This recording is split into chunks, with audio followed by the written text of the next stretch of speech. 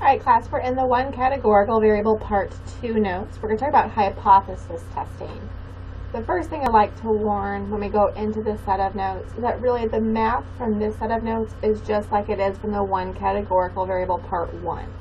So having that strong foundation there is really going to help this set of notes go much easier for you. The main thing we're doing in this set of notes is formalizing what we were doing in the previous set of notes.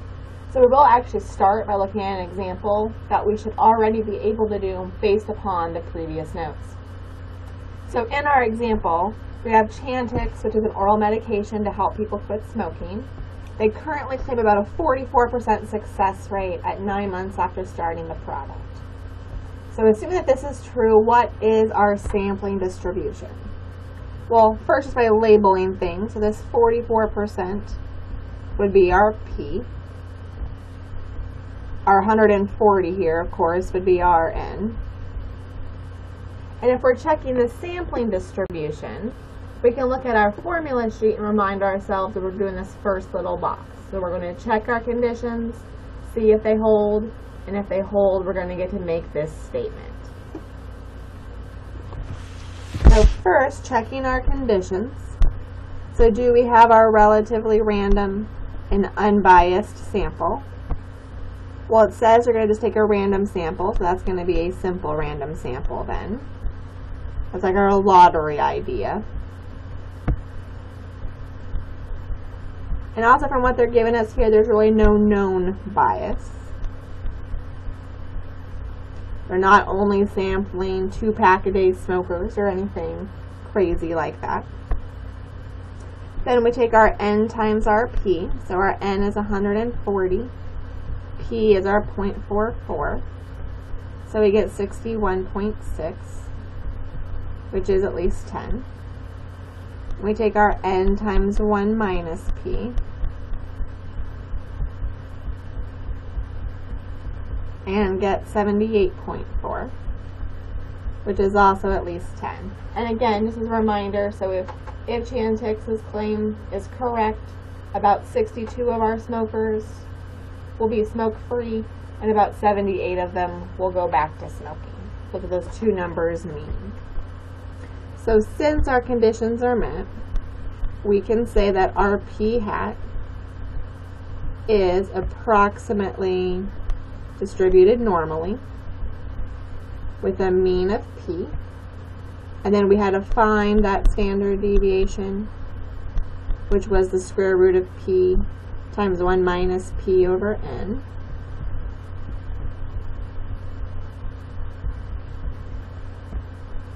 Which turns out to be 0.0420.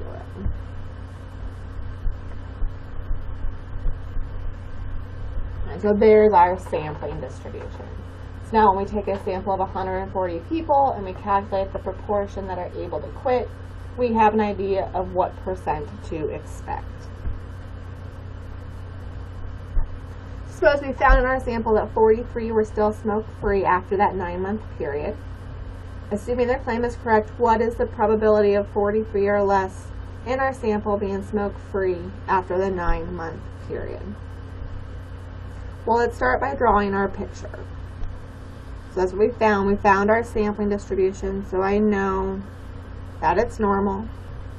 I know the mean is P. So I get my 0.44. This is our sampling of P hat, so I actually need a P hat. So P hat's going to be our 43 out of the 140, which turns out to be 0.3071.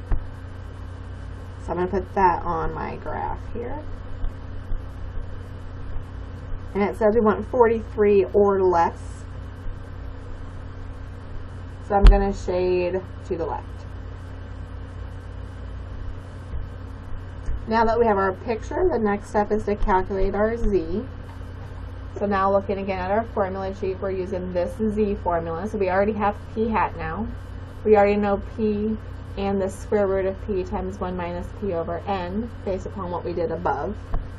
So we found P hat was 0.3071.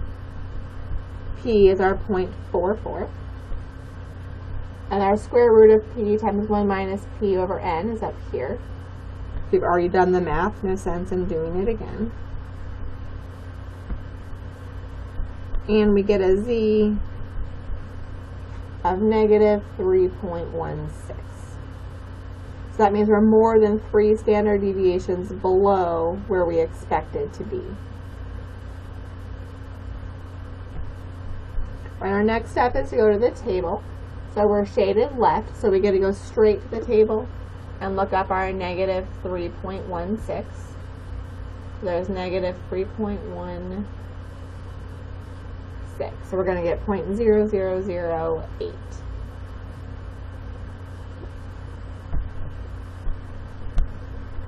It shouldn't be too surprising that's a really small number. We're more than 3 standard deviations below where we expected to be.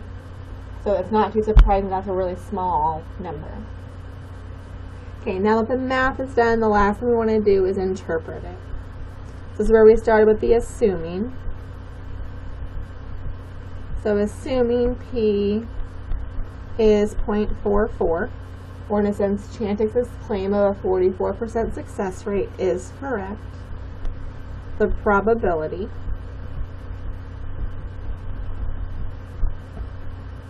at 43 or less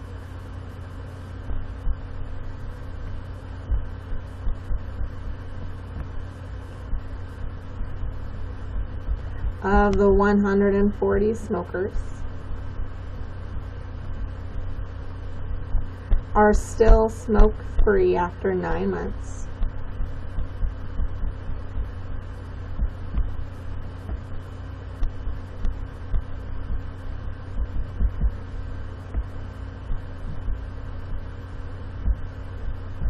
Is our 0.0008, or percent-wise would be 0.08%. So again, none of the math here is different than what I did in the previous set of notes. What's different is the next question. Now we have this probability, we have our sample. What does that actually mean? So based upon our above probability, do you think that Chantix is over-reporting their success rate? That is, they say it's 44%. Are they saying that that number's too high? Maybe it's really lower. So why or why not? So how can we actually make this decision? Well, let's go back and look at what we already did. So some different things to look at here. So up here we modeled what we should expect if Chantix is telling us the truth. Right, so we would expect about 62 of them to be smoke-free after 9 months. We only have 43, so it's definitely less than expected. But is that a lot lower? Okay, that's what we need to talk about. That's where proportions or percentages are better to look at than just counts sometimes. So they said 44%. We got a little bit less than 31%. Okay, so is that a big enough difference? Well, the standard deviation is a little bit more than 4%. So we were 3.16 deviations below where we would expect to be. Does that happen very often? Okay, not really. It happens 0.0008 or 0.08% of the time. So think about our picture. If we would have got a number right here on 0.44, we got exactly what their claim was. The further below we get from 0.44, the more concern we should have that they are over-reporting their percentage. For example, if I would have had 0% of my smokers still be smoke-free, in my mind they would definitely be over-reporting. If I got 0.42, is that far enough away to be concerned?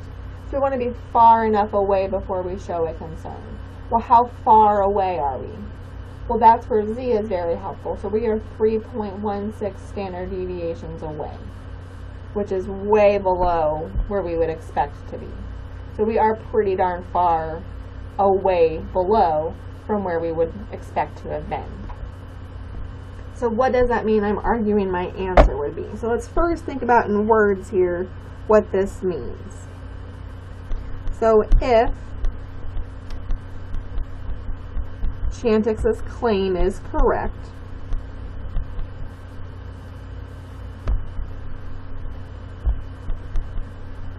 of a 44% success rate is correct,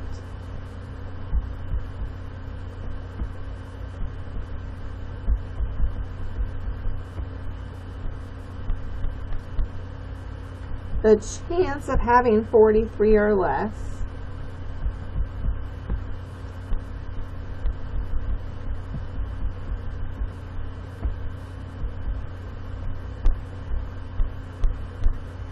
of our 140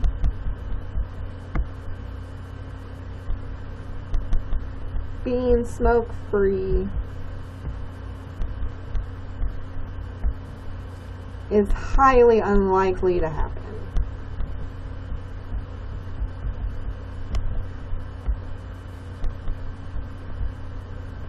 Let's see if that part makes sense.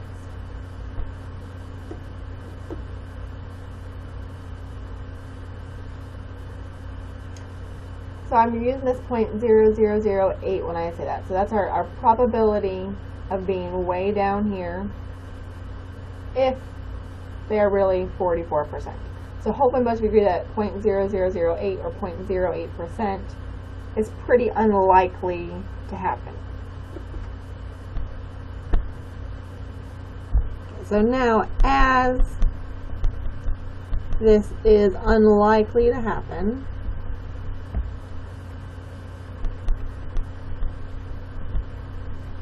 if Chantix is telling the truth,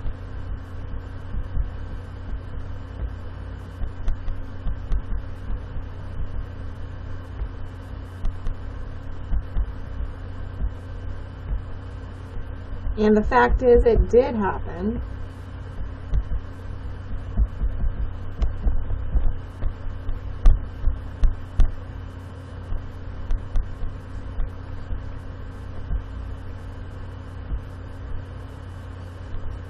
it makes me question Chantix.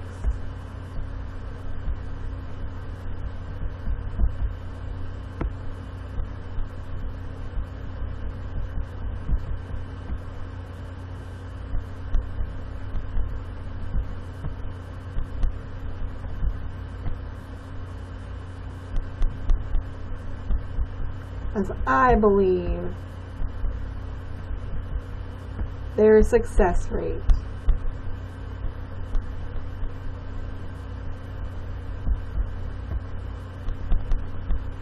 is actually lower than 44%.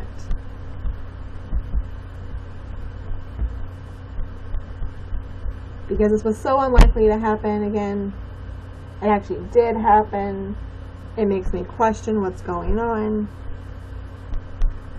Thus, overall, my big answer here is yes, I do think they are over-reporting their success rate. Now, this is one of the ideas that's generally harder for students to understand. So why is it if it's a small probability that means we question it? Well, it means it's very unlikely to happen if they're telling the truth. So another example, if I were flipping a coin and we assumed it was fair, if I flip it one time and got heads, would you still think it's fair? Okay, probably. I mean, one time, not a big deal. Flip it 3 times in a row and it's heads every single time. Okay, maybe. Why? Okay, but that's still pretty likely to happen if it's a fair coin. Now, what if I flipped it 100 times and every single time I got heads? Would you still think it's a fair coin? Well, most of us would say no. And the question is why? Why would we not believe it's a fair coin anymore? It's because it was so unlikely to happen to have 100 heads in a row if it really is a fair coin. And so something's very unlikely to happen under that if statement.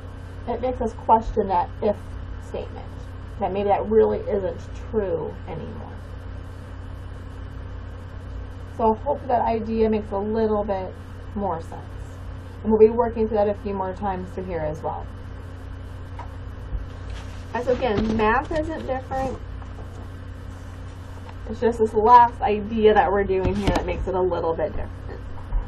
Okay, unfortunately, next thing we have to do is a few different terms that show up in hypothesis testing.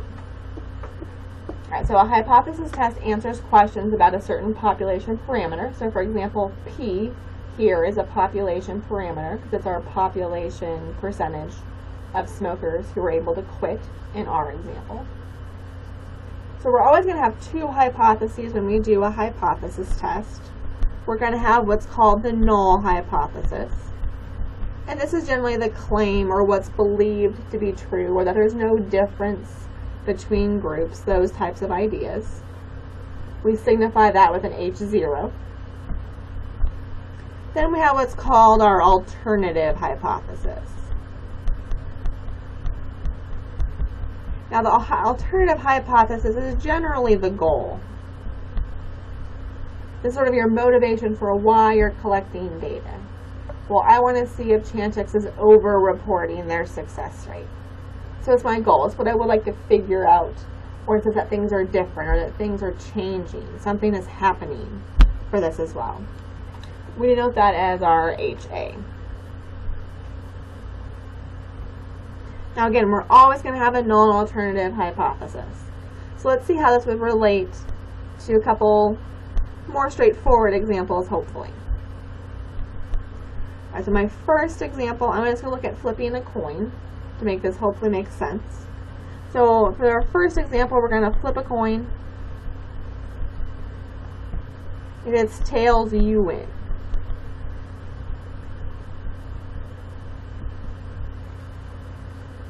Alright, so generally the null hypothesis in a coin flipping example is that we generally assume that the coin is fair.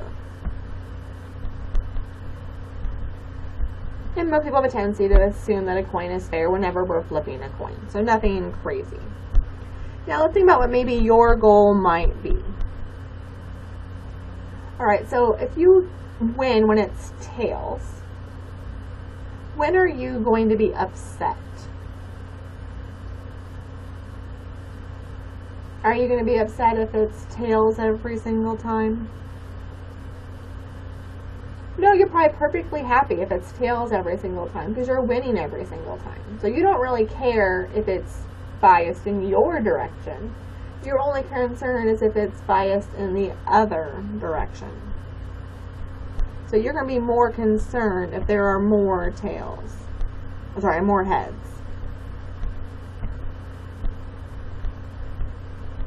But that's when you are going to be concerned. So let's figure out how we could write this in symbols. If I let P represent my population proportion of tails, it doesn't matter if I pick heads or tails as long as I know which one I'm working with here. That doesn't matter. If the coin is fair, what would be the population proportion of tails? Well, it would be half of them, right? So 50% of them. If there are more heads, what kind of value would P be, or the proportion of tails be? Well, if there are more heads, that means there's less tails. So if there's something less than 50%, there are more heads than there are tails. All right, now let's go from a second idea, but a very similar approach. So now suppose we work for a casino, and for some weird reason they're doing a coin flipping game at the casino. So the casino wants to worry about what's going to happen, for the winnings of people. So we're probably going to make that same null hypothesis, that the coin is fair.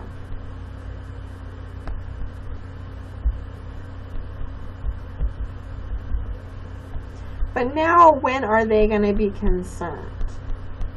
So if the coin is fair, they can predict things pretty well, have people bet certain ways, and over the long term, they're going to win money. However, if people can start predicting what's going to happen with the coin, that's when they're going to be concerned. Now, how would I be able to predict it? Well, if there's way too many heads, I can probably figure that out. Or if there's way too many tails, I can probably figure that out as well. So if it starts leaning one way or the other, I could probably start using that against the casino. So they're going to be concerned if at all the coin is unfair, because that means people can start predicting what's going to happen.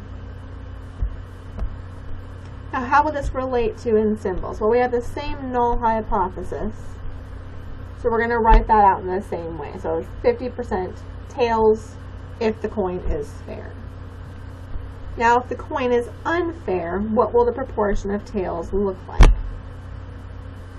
Well, it could be unfair in either direction, so there could be more heads, or there could be more tails. Either way, we're going to be concerned here if the coin is unfair in either way. So how we can write that mathematically is that it's just not equal to 50%. So it's biased, either there's too many tails or there's too few tails for us there. Now, looking at these two examples, one is what we're going to call a one-tailed hypothesis test, and the other is a two-tailed. You're going to hear me use that lingo in future videos as well. So let's talk about what I mean by a one-tailed versus a two-tailed test here. The first thing I'm going to go ahead and write, because I'm going to be assuming that my conditions are going to hold as I'm drawing some pictures here. So we're still going to have conditions that we need to worry about checking. So assuming my conditions are okay here, I'm going to draw a picture for each of our examples. So for our first example, I draw my bell-shaped curve, assuming my conditions hold. My peak should happen right at what P is, which is at 50%. So that's what we're assuming to be true. It's a fair coin. Now, looking again at our first example, where is our concern going to be? So we're only concerned if there are more heads, or how we've written here is if there are less tails. So I'm really only concerned if it's something below 50%. Anything above 50%, I'm happy, I'm winning. I'm only concerned if I'm on this left-hand side. But how far away? I mean, if I got 49.99% from my sample was tails, am I going to be concerned that it's really not a fair coin? Okay, probably not. I'm only going to be concerned if I'm far enough away. How far away we'll talk about, but I want to be far enough away before I show some concern. And so if I was down here, that's going to make me probably believe that there are more heads and that I need to say something. I'm not being very likely to win here. So what the numbers down here represent is these are values that are unlikely to occur, or in a sense would have a small probability of occurring, if the null hypothesis is true. So if it really is a fair coin, the values down there should not happen very often. And they support the alternative hypothesis. So in a sense, we're only looking at the left-hand side because we have that less than sign there. Right? So we only care about this side. So that's and support the alternative part. Now if we try to draw a similar picture for our second example,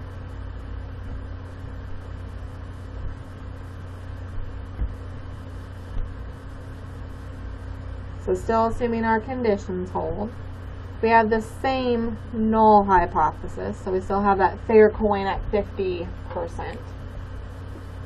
But now looking at my alternative, where am I concerned? Well, I'm concerned if it's anything different from 50%. So if it's anything below 50% or anything above 50%. But again, if I got something really close to 50% from my sample, I'm probably not going to be too concerned, but if I get way below 50% or way above 50%, that's going to make me believe that it's not really a fair coin anymore for this example. So I'm far enough down here or far enough up here. So either side I'm going to be concerned about here. So in this example, these values represent values that are unlikely to occur if the null hypothesis is true, and now support this alternative. Alright, so my alternative hypothesis is different, so notice my picture looks different. So I'm worried about both directions, not just one. So if you can guess, this one is our one-tailed test, when we're only looking in one direction. These parts of the curve are called a tail, so that's where the tailed part comes from. And the one over here in red is the two-tailed test, when we're looking in both directions. And so you're going to hear me when we're doing a hypothesis test, are we doing a one-tailed test or a two-tailed test? And the reason why that's important for us is it's going to tell me what my picture looks like and why I draw things the way that I do. Because hypotheses are based upon our goal, so those are things that we know before we've collected our data. We know why we're going out to collect them. Now, how do we figure out what the numbers are here along the bottom? That's going to depend upon a couple of different things. One, the more obvious one, is going to be sample size. So that's going to make an effect for that for us. Alright, so we'll get through a hypothesis test or two in this video, but before we can actually do that, we're going to look at some more definitions and then how I formalize the hypothesis test. Right, so some terms we have here. So the first term that we see is what's called a test statistic. You're going to hear me use this language, so it's good to get familiar with it. So a test statistic is a Z or a T. We've only covered Z so far. You'll see a T in future notes. It's a data summary that we use to evaluate the two hypotheses. Right, now we've already calculated a Z. So remember on our very first example we did in the video, we had this Z of negative 3.16. So this value is actually what we're going to call a test statistic. So you've already been doing the math for it. I'm just giving it a new name. This is called our test statistic. It used the data, the 43 out of 140, so our actual sample, to calculate that number. Our second definition there is what's called a significance level.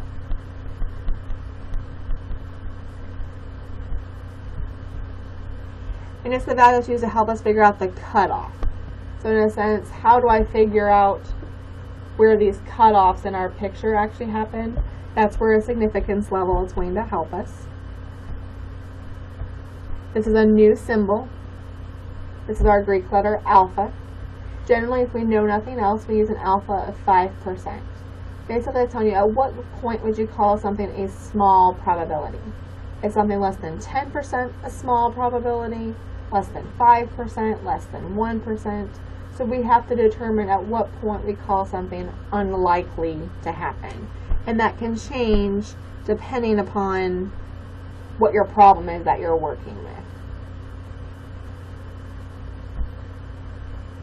Alright, next we have what's called a p-value. And this is actually the probability of observing our data are more supportive of the alternative, assuming the null hypothesis is true. Okay, now it sounds very fancy. The first thing to realize about this is that it is a probability. Right, so that's the important thing. We've been calculating probabilities. We've been using that Z table to help us calculate a probability. In our first example, we calculated this probability. Now I'm just going to give this the fancy name of a p-value.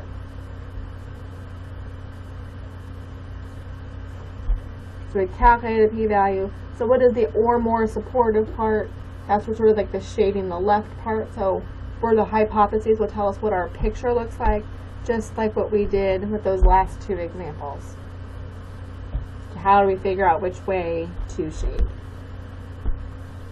The last term here is what's called statistically significant. And this is a term you'll hear a lot of people use, so it's good to make sure we know what something means. So if you hear something is statistically significant, it means in a sense that we've rejected the null hypothesis, or in a sense that we no longer believe the null, we believe the alternative.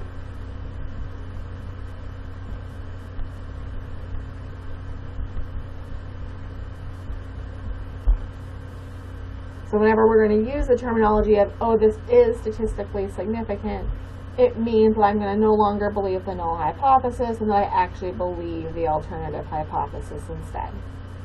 And right now I know it's a lot of terminology, but with practice it can get a lot better. And so in order to make things a little bit easier, I have some steps for doing a hypothesis test, and we're going to go through these together. What you have listed here are the 5 general steps to doing a hypothesis test. The reason I bring that up is we're going to do many different hypothesis tests in 205. By the end, I think you're doing about 6 or 7 different hypothesis tests, but they all follow these same steps. So the first step is always going to be to figure out what our hypotheses are.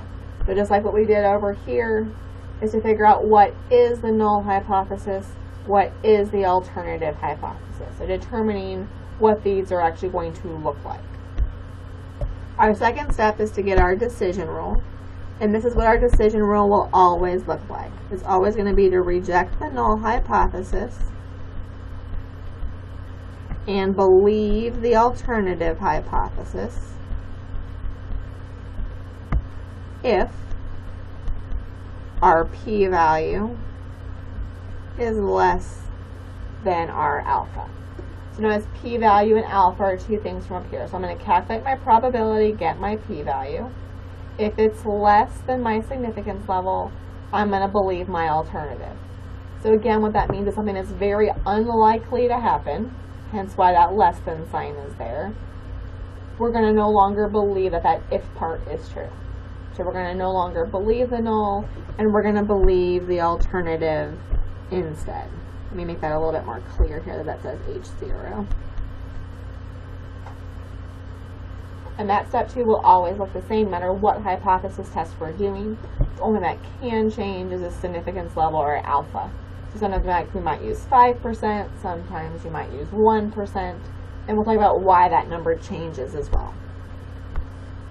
Step 3 is to get your conditions and calculate your test statistic, or right now for us to calculate our Z. Everything that you need for step 3 will be on your formula sheet.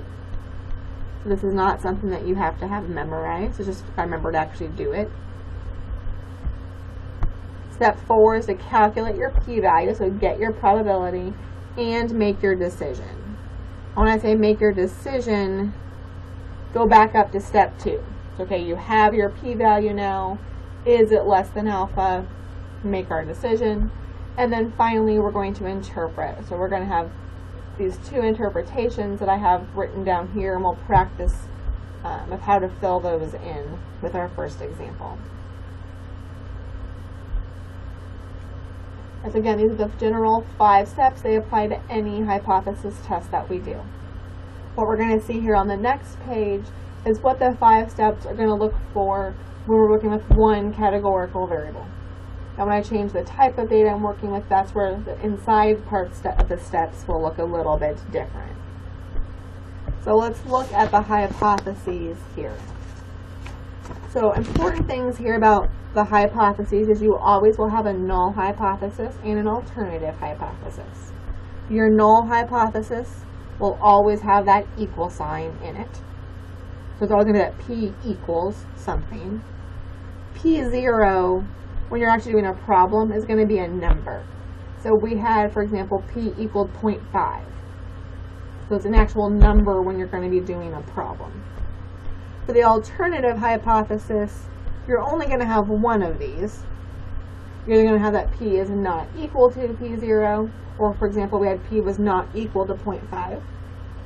We could have that P is less than our P0, or for example, P is less than 0.5. Or we could be testing to see if P was greater than P0, or that P was greater than 0.5. How we determine which one to do, we have to read the problem to figure out what was their goal. Our second step is that decision rule. So it again is that we are going to reject the null hypothesis and believe the alternative hypothesis if our p-value is less than our alpha. And it's exactly what I wrote on the previous page. I'm just getting you used to hopefully writing it here. Alright, step 3 that we saw from the previous page is our conditions. So these are the conditions you'll see on your formula sheet here. So we still need the idea of a relatively random and unbiased sample, so that part's not going away.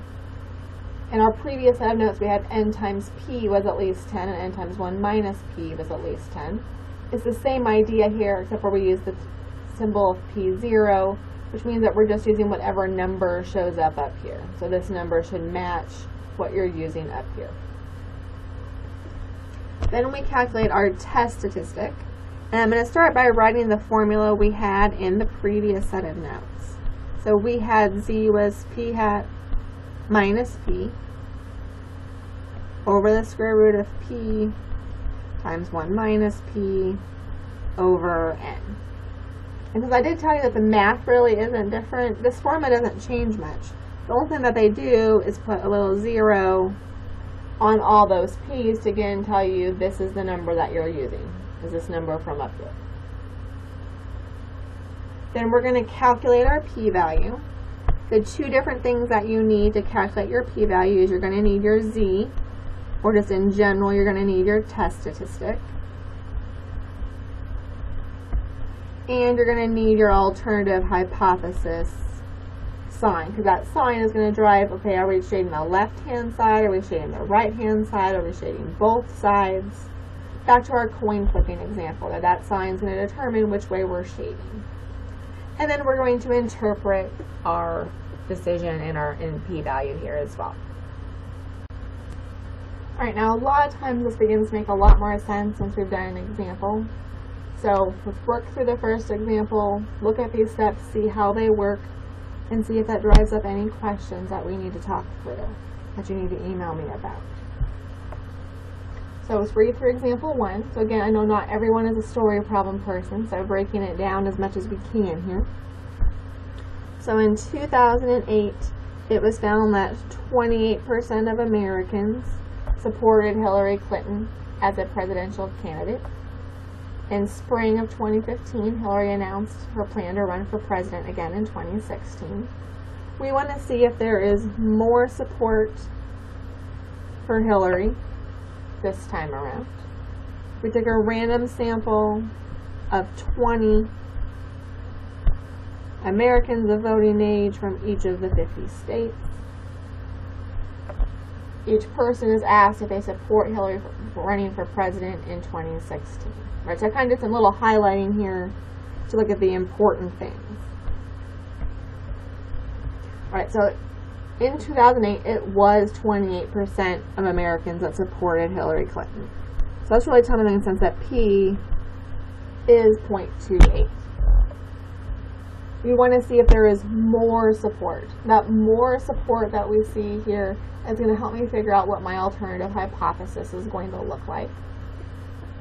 Then we took a random sample of 20 Americans from each of the 50 states. So now I know that my sample size is going to be 1,000. So I have 20 from each state. But first we're going to go back and do some old terminology. That stuff still applies to the problems here. So first, who is the population? So who is the big group of people that we're interested in studying? So is it just all Americans, or more specific than all Americans? Well, we're getting people from each state, so that part's okay. Alright, so we wanted them just of voting age, and that sort of makes sense here, since we don't really care if you support her if you're not going to be able to vote. Alright, so all Americans of voting age is going to be our population. So what is the variable? So now that I have an American in front of me, what am I going to ask them? So we're going to see if they support her. So what type of variable is that? So do you support her, yes or no? Right? So that's going to be categorical. And of course, the title of the notes is one categorical variable, but as you're looking at diving into the future and taking like a final exam, really again it boils down to what kind of variables you're working with for choosing formulas there. What type of sampling method is used here? So we talked about like simple random sampling, stratified, systematic, convenience, volunteer. So there were some different methods we talked about. So which one is it here? Alright, so this one is a stratified sample because we took some from each state.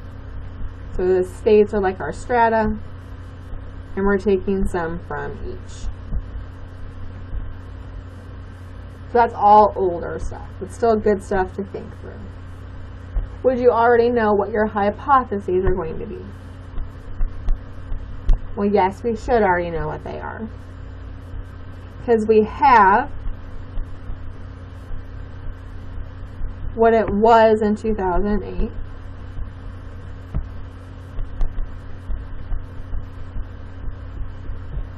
That's going to be our null hypothesis.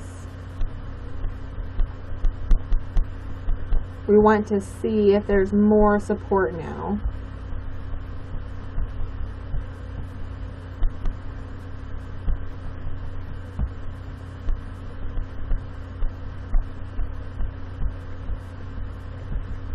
That's going to tell us what our alternative hypothesis is going to look like. So I would actually write those out now more in symbols. A lot of times it's easier to do the alternative hypothesis first. That's what we're reading. We want to see if there's more support for Hillary now. Well, if there's more support, our population proportion is going to be something bigger than it was in 2008. The null hypothesis always has that equal sign, and it's going to have the same number in it. Or in a sense, our support is the same as it was in 2008.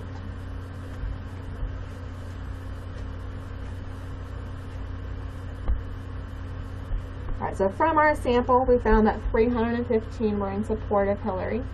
Is there evidence that there's more support for Hillary at this time? 5% significance level. So let me again highlight some things. So our numbers we have here. Again, so that more support if you hadn't caught on to that part yet. And we're given a 5% significance level. Let's go ahead and write down what we know symbol-wise now. So p hat, our sample proportion, is going to be 315 out of our total sample. And we had already found that our sample size was 1,000. So p hat's going to be 0.315. We also have our alpha of 0.05, that 5% significance level there.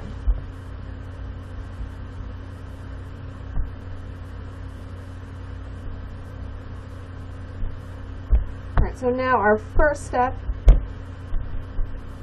is our hypotheses. So we already had them on the previous page, but just for completeness, I'm going to include them here as well. So we had that the null hypothesis was that it was 0.28, or in a sense things stayed the same. Or the alternative is that it's greater than 28%, or that there's more support for Hillary now. Right, step 2, going back here, is our decision rule. So it's that reject the null and believe the alternative if our p-value is less than alpha. We know what alpha is now.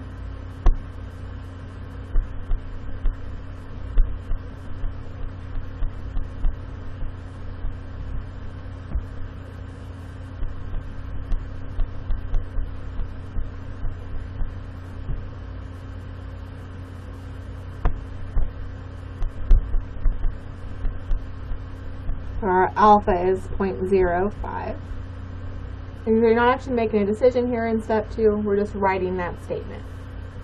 And generally, the first 2 steps should be done before you have data. You should already know what your hypotheses are and know how you're going to make your decision. That way you don't get biased by looking at your data later to make your decision. So you already want to know these first 2 steps. So step 3 has 2 pieces to it.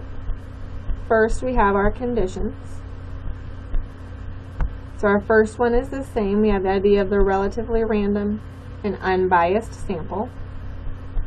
So we mentioned before on the previous page that it was stratified sample.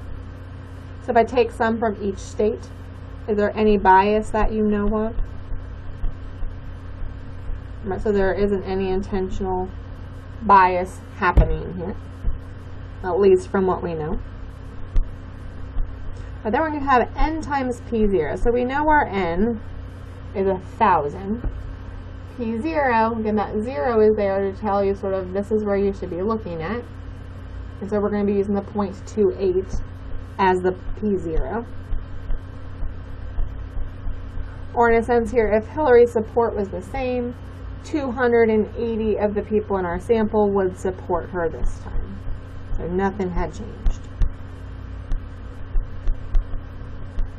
And then our n times 1 minus P0. So then 720 of them would not support her if nothing has changed.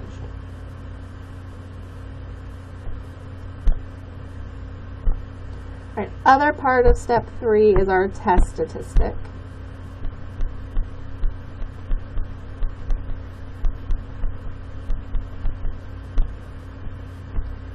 So we're using the formula. So I'm going to first write out that formula again. You don't always have to write this out each time, just doing it so we don't have to go back and forth between screens all the time. So here's the formula that we would see on our formula sheet. So we already found p hat was 0.315 from up here. Well, P0 we just used to be 0.28. And you take the square root of 0.28 times 1 minus 0.28 over our sample size of 1,000. Now, a lot of times we've already had done the square root part, so I'm going to write this out a little bit differently. So I'm going to do the numerator first. So the 0.315 minus 0.28 is 0.035. That's square root of P0 times 1 minus P0 over n was 0.0142. And then doing the math from there, I should get a z-score of 2.46 for our test statistic. So some of you will feel fine going straight from this formula to that number. I'm just again showing this in-between step for those that maybe don't have as fancy of a calculator that they can type the whole thing in at once. So I just did the top to the 0.035 and the bottom to get 0.0142. And divided the two to get 2.46. So there's step 3. Step 4 is to calculate our p-value. And so it's going to be a probability. And so I'm going to actually draw 2 different pictures here. The first one that we're more used to, and the second one will be actually the one that we're going to use a lot more. So what we would have done in the previous set of notes was drew our graph, centered it at our p, which we used 0.28. Take our p hat, which is 0.315, and we're looking for more support, so we would shade to the right. Our next step would have been to calculate our z, which we've actually already done. Got a z-score of 2.46. Well, that's actually what we're going to work with instead. So this is going to be the exact same picture, just drawn in a slightly different way. So first, as a reminder, this picture is going to be based upon z. Do you remember where z is centered at? So what number goes here in the middle? Well, 0 goes in the middle. So I plug 0.28 into this equation right here. I get 0.28 minus 0.28. So I'm going to get a 0, because 0.28 would be 0 standard deviations away. So it's right there at a mean of 0. My 0.315 is actually 2.46 in the z world. So I would put that on my picture. And then we're still looking for the more. But more specifically here, that's because our alternative hypothesis has that greater than sign. So we're looking for that or anything bigger. So here we're doing a one-tailed test, because we're only looking in one direction. And if it's helpful, the sign will point which way you're going to shade. So if it's pointing to the right, I'm going to shade to the right. But these two pictures are equivalent. This one's just based upon p hat. And this one's figuring out, well, how many standard deviations away is that number? So we've taken into account the sample size and all those different things to get this number. So then a p-value is just a probability. So if I want to find this probability, would I have to use a rule? Well, yeah, it's shaded to the right, so that's when I do a 1 minus rule. I'm just labeling it p-value now, which is the same thing again as what we would have labeled as our probability before. I'm going to go to the table with my 2.46. So there's my 2.4 and 6. So I get 0.9931. And again, we're doing the 1 minus that one.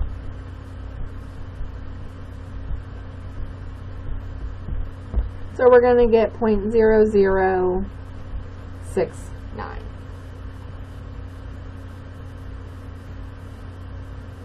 Okay, so step 4 is to calculate the p-value and make the decision. So we've calculated the p-value.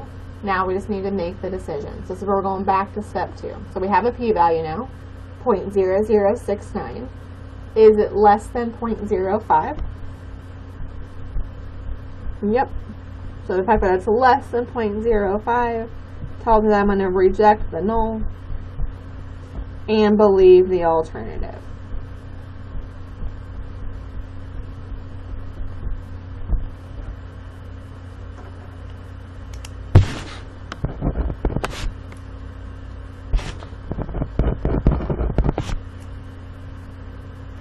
So that's all the math is done. The next one we're going to do is the interpretations, and there's actually 2 of them. We will eventually get to the point where we only have one, but we're going to start by doing both. So first, going back here in the notes to where I have the general interpretations. So we're going to talk about how we write a conclusion. So we're going to have add our alpha equals alpha. Remember, alpha is just what we use for significance level. So our alpha is 0.05. Either there is statistically significant evidence or there isn't. Now, how we make that decision? We choose is when we do reject the null hypothesis. Remember, that's what we set up here. So we're actually going to reject the null. We're going to choose the isn't if we do what's called failing to reject the null, or we don't reject it. That's all we have to do to choose between those 2 things. So either there is or isn't statistically significant evidence to support that, and then alternative hypothesis, but in words. So let's see if we can work this out. So we start with our alpha. So our alpha equals 0.05 level. Okay, we did reject. So I'm going to say that there is statistically significant evidence.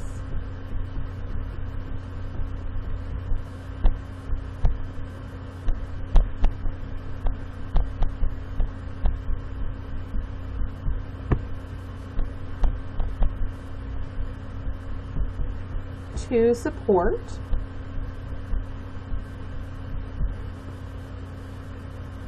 and then the last thing it says is the alternative hypothesis, but in words. So we had the p is greater than 0.28, or in a sense we want to see if there was more support for Hillary. So there is evidence to support that more than 28%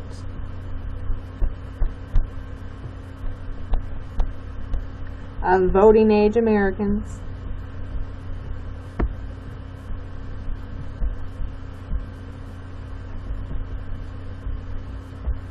support Hillary for president in 2016.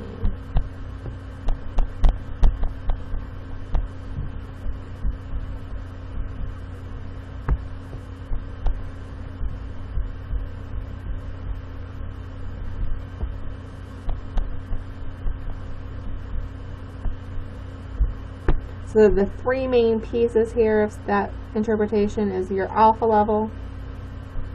Either there is or isn't statistically significant evidence, and then the idea of your alternative hypothesis. I know some people struggle with wording, so kind of like the 3 little pieces to think through while you're writing one of those interpretations. So there was a second interpretation, that's actually the one that we're more used to. So that's why I'm going to do that one here as well. So how do we interpret a p-value? Well, we've seen things that start this assuming, so it's going to look like that. So our second interpretation, assuming the null hypothesis is true. Well, what's the null hypothesis? P is 0.28, or in a sense there's the same support for Hillary now as there was in 2008. The probability that, now normally we've been interpreting this picture, but I'm actually going to start interpreting this picture. Why? Remember, Z is a way to standardize things, so the fact that I use this Z, it's taking into account everything, and I can always look at Z and understand what's going on. So let's think about what this picture is telling me. It's the probability that our data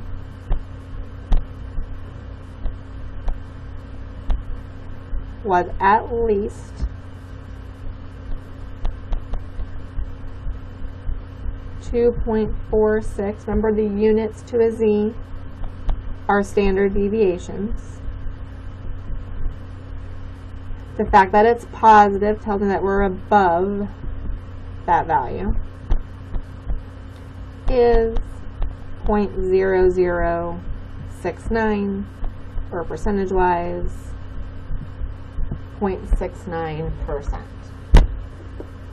Right, so we're at least this number or anything higher, so that's the at least part. I say above because it's a positive number. If I would have had like negative 2.46 and shaded to the left, I would have said 2.46 standard deviations below that instead. But now see if, looking at this interpretation, if our decision up here makes sense. So if nothing has changed, so Hillary has the same support in 2015 as she did in 2008, but probably that our data was at least this many standard deviations above that is less than 1%. So it's very unlikely for this to happen if nothing has changed. So we at least think things have changed. We were above where we expected to be. So I do actually think that more people support her. And don't feel bad at this point if you're not 100% perfectly following everything. This does take a little time, especially the wording. And I think most people can get through and do the steps with me and mimic them, but it does make it a lot better if you understand why you're working through things here. So sometimes you can rework the problems in your notes and see if there's a certain place that you get stuck or have a question about things, and that really will help me identify where I need to help you if you are struggling a little bit with it. But of course, we're going to do many more of these in this set of notes. We're just going to do one more in this video. So, let's see how example 1 would have changed if instead they wanted to see if the support for Hillary had just changed in some way. So you have room to write here. I'm actually going to go back to the previous slide and kind of go back and forth so we can see how things would change. So let's first talk about all of our data is the same. P hat is still going to be 0.315. My sample size is still 1,000. Alpha is still 0.05. There was still a 28% of support for her in 2008. So none of those numbers are changing at all. So let's first look at our hypotheses and see if anything here would change. So let's talk about the alternative hypothesis first, since that's generally what we find from reading the problem. So if we want to see if our support for Hillary had changed, what would it mean if it had changed? Well, it could have gone up or it could have gone down. So it could actually be in either direction, not necessarily greater than 0.28, but just something different from 0.28. So my first thing here that's actually going to change is the hypotheses. So my null hypothesis is still going to be the same. There was still the same support for her in 2008, but now my goal has changed. So this changed leads me to that not equal to part. It's changed. It could have gone up, it could have gone down, so I need to cover both of my bases there. Now, already thinking ahead, when we had that not equal to sign for our coin flipping example, that meant that I had a two-tailed test, or in a sense that I was shading both sides. And we're going to be seeing that happen when we get to the picture. So we started to kind of know that's what my picture is going to look like if I have that not equal to sign there. Let's look at step 2. Will step 2 change? Are we still going to reject the null and believe the alternative if the p-value is less than 0.05? Yep, I mean this is always a less than. That doesn't ever change. Our alpha is still 0.05. So step 2 is not going to change. Oops, let me write that in pink.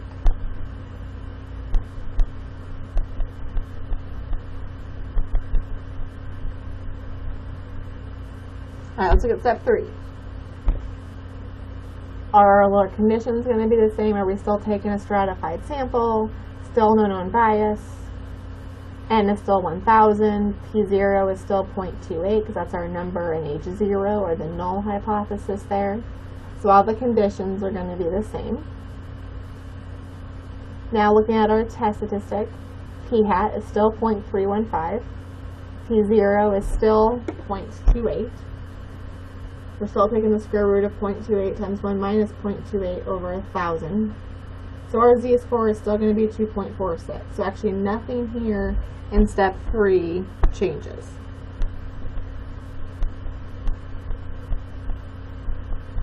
So all the same data, same sampling method, so nothing's being affected there. All right, next looking here at step 4, drawing our picture. Well, we already know that not equal to that my picture is going to have 2 tails shaded, not just 1.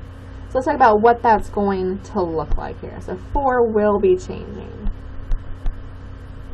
And I'm just going to draw that second picture based upon Z. So remember, Z is centered at 0. Because remember, 0 standard deviations from the mean if we are the mean.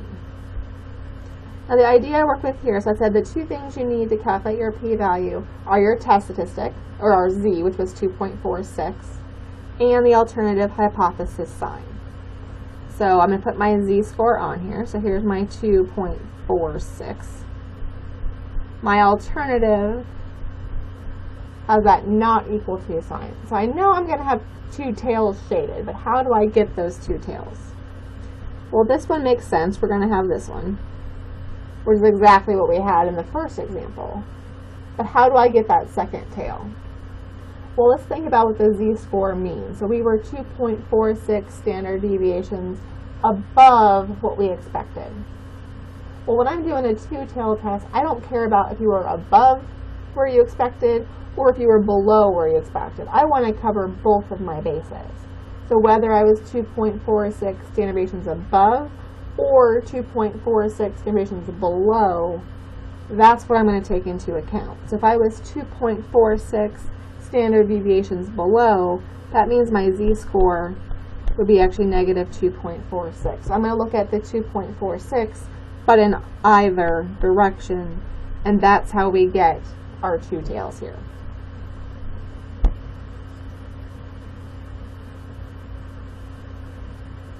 If our z-score would have been negative 2.46, then we will look at the positive side. So these 2 numbers are always going to be the same, just with opposite signs when you do a 2-tailed test. So you're always going to look at that same one in both directions. So 2.46 this way, 2.46 that way. Now we've seen a picture that looks like this in calculating a probability. Generally what we did is we found the 2 separate pieces and then added them together. So let's go ahead and do that here to calculate our p-value or the probability here. So I'm going to first do my first piece. I'll kind of label this piece 1 and piece 2. So for piece 1, I can go straight to the table, look up negative 2.46,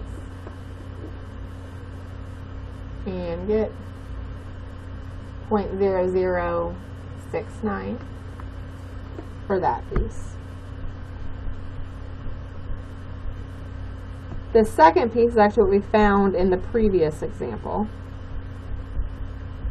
So I'm just going to rewrite that part down here. So that piece was also 0.0069. So what you'll notice here is the two numbers were the same, 0.0069 and 0.0069. Or I got two of the exact same thing. It's always going to happen that this piece is the same as this piece because we're symmetric. And we're the same number of standard deviations away, just in the opposite direction. So you can always do this the long way and write out the two pieces and add them together. Or if you remember that those two pieces are going to be the same, you can just double one of them. Which one you double doesn't matter. This one's easier to double because you don't have to use a rule on it. It's shaded left. You can go straight to the table.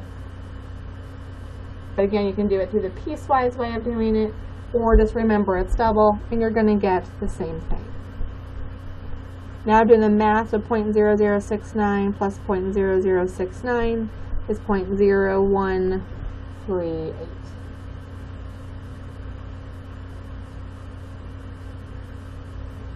So looking again at step 4, so that not equal to tells us that we're going to have a two-tailed test, so we're going to have the two different sides shaded.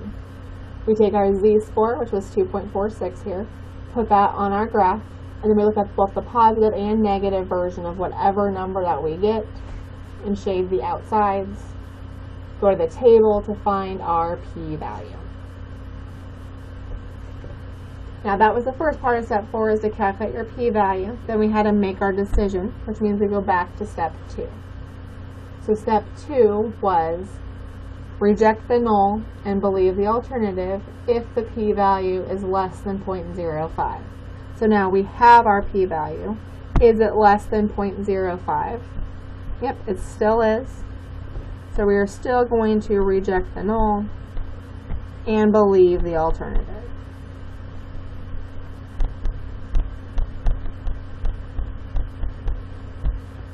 So that part didn't change.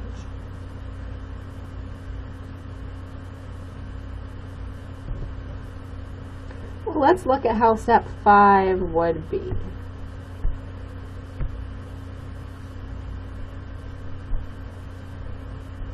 Alright, so our p-value is different, so we know that interpretation is going to look different. Does the other interpretation change? Well, let's look at it. So we said at the alpha equals 0.05 level, so our alpha is still 0.05, there is statistically significant evidence. We said it is because we rejected the null.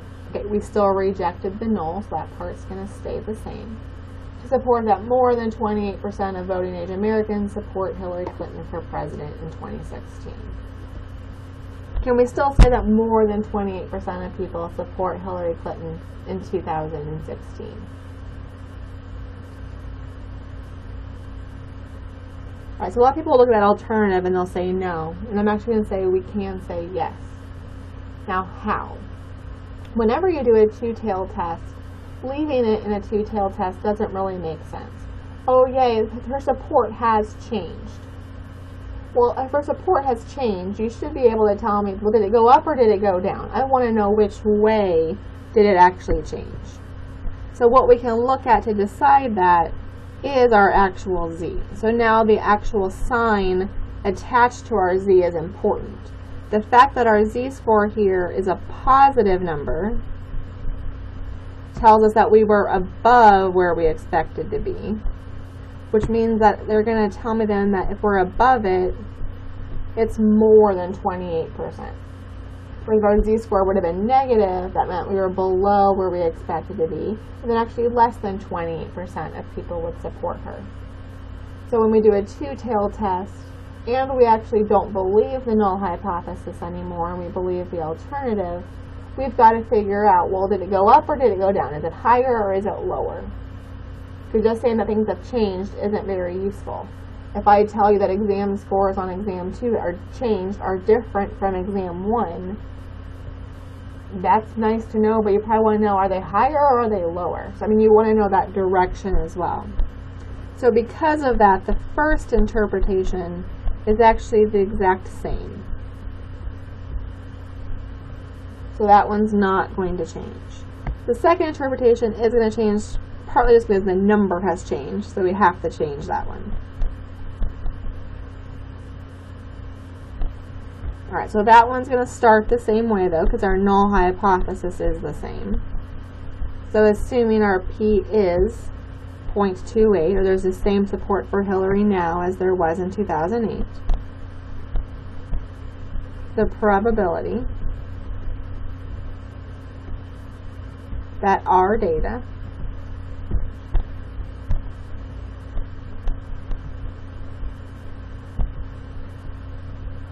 was.